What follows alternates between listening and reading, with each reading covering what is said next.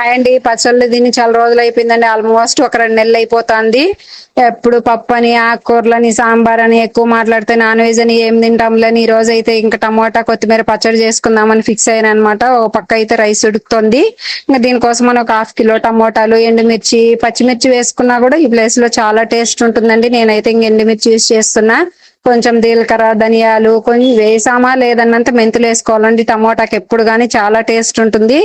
ఎర్రగడ్డలు ఎందుకు ఇంత పెద్ద వేసానంటే మగ్గిన తర్వాత పక్కన తీసేసుకొని లాస్ట్ లో కచ్చా పచ్చాగా దంచుకున్నా అండి. నేనైతే ఇంక పోపు కూడా పెట్టుకోవట్లేదు. ఇందులోనే ఒక 2 కొంచెం ఆవాలు, కొంచెం కరివేపాకు కూడా వేసేసాను. అన్ని బాగా మగ్గించుకోవాలండి పచ్చివాసన లేకుండా. లేకుంటే టమోటా అనేది పచ్చివాసన వస్తుంది, కసురు వాసన బాగోదు.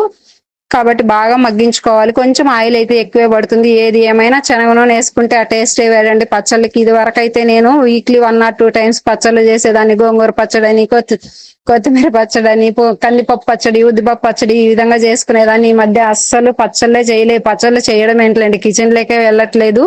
ఇప్పుడిప్పుడే మెల్లగా చేసుకుంటున్నా అనమాట. ఈ విధంగా ఉంటుందండి. పచ్చళ్ళకి, వేడి రైస్ లకి చాలా బాగుంటుంది. మిక్సీలకు కూడా వేసుకోవచ్చండి. ఎందుకో నేను పచ్చడి రోట్లో నూరుకుందాం అనిపించి నూరుకున్నాను అనమాట. కచ్చా పచ్చగా చేసుకోవాలండి పచ్చడి ఎప్పుడు కానీ. నైస్గా ఉంటే అంత టేస్ట్ ఉండదు. ఒకసారి ఈ విధంగా ట్రై చేయండి. ఏ విధంగా వచ్చిందో కామెంట్ చేయండి. పచ్చళ్ళు అయితే చాలా బాగుంటుందండి. ఇంక సైడ్ డిష్ గా కూడా ఏం చేసుకోలేదన్నమాట. ఓన్లీ వేడిగా అన్నము, నెయ్యి, పచ్చడి వేసుకున్నాను. ఈ విధంగా ఉంటుంది. ఓకే, ఉంటానండి.